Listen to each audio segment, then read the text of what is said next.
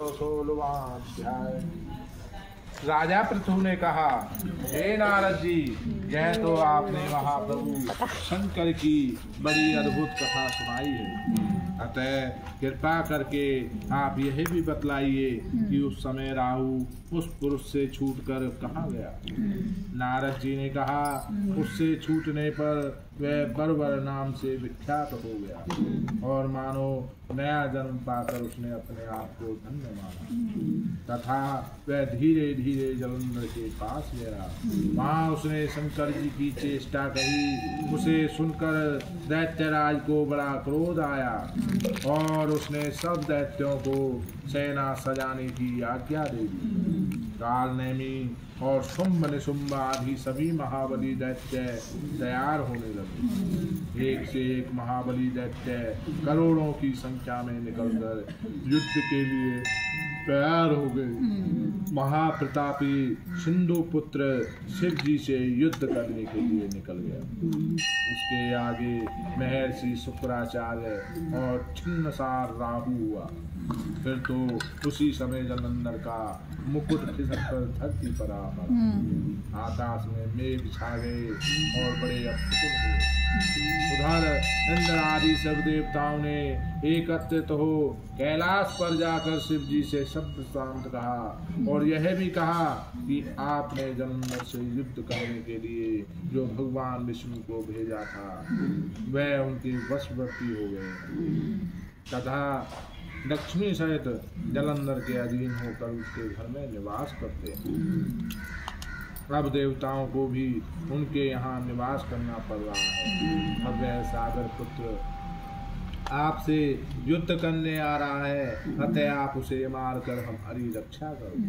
देवताओं से यह सब कुछ सुनकर शंकर जी ने भगवान विष्णु से पूछा, हे ऋषिकेश, युद्ध में आपने जलंधर का संहार क्यों नहीं किया और वैकुंठ को छोड़कर आप उसके घर कैसे चले गए।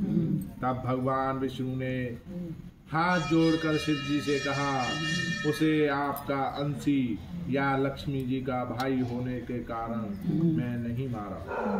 वह बड़ा ही वीर व देवताओं से अजय है। वह आपका अंश है।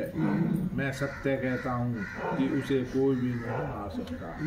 इस पर लक्ष्मी ने मुग्ध होकर और मैंने स्वयं उसके घर में रहने का वर दे दिया, इसलिए मैं उसके घर में रह रहा हूँ। वे सूर्यवर विष्णु, आप यह क्या कहते हैं? उस दैत्य जलंधर को मैं अवश्य मारूंगा, इसमें कुछ भी संदेह नहीं। अब आप सब देवता जलंधर को मेरे द्वारा मारा गया ही जानेंगे, अपने स्थान पर जाएंगे।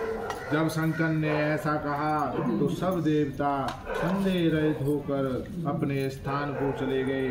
ठीक उसी समय पराक्रमी जलंधर अपनी विशाल सेना के साथ कैलाश पर्वत को घेर के सिंहनाद करने लगा।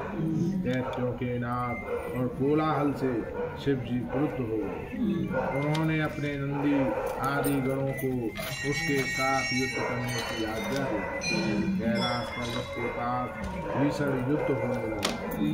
दैत्यों ने अनेक प्रकार के अस्त्र शस्त्र बरसाने शुरू किए। भैरी, मृदंग, शंख और तीरों तथा हाथी, घोड़ों व रथों के शब्द से धरती कांपने लगी। युद्ध में कटकर मरे हुए हाथी, घोड़े और पैदलों का पहाड़ सा लग गया, जिससे कि युद्ध भूमि और भी अगम्य हो गई। दैत्यों के आचार्य श्री शुक्राचार्य अपनी मृत संजीवनी विद्या से सब दैत्यों को जलाने लगे। बोलना बंद करो। लाला जी हो तो कोई भी हो, दिखाई नहीं। यह देखकर शिव जी के गण व्याकुल हो गए और उनके पास जाकर सारा वृतांत सुनाया और उसे सुनकर भगवान रुद्र के क्रोध की सीमा न रही। वह अपने भयंकर रूप से दिशाओं को प्रज्वलित करने लगे। फिर तो उस समय उनके मुख से एक बड़ी भयंकर कन्या उत्पन्न हुई, जिसकी दोनों जंघाएं ताल वृक्ष के समान थी। वह युद्ध भूमि में जाकर सब असुरों का चर्वण करने लगी। युद्ध भूमि में इस तरह विचरते हुए वह शुक्राचार्य जी के पास पहुंची और शीघ्र ही उन्हें अपने उदर में गुप्त कर लिया। वह स्वयं भी अंतर्ध्यान हो गई। शुक्र के गुप्त हो जाने से दैत्यों का मुख मलिन पड़ गया और वह युद्ध छोड़कर भागने लगे। इस पर शुंभ और काल नेमी आदि सेनापतियों ने अपने भागते हुए वीरों को रोककर शिवगणों पर बड़ा कठिन प्रहार किया।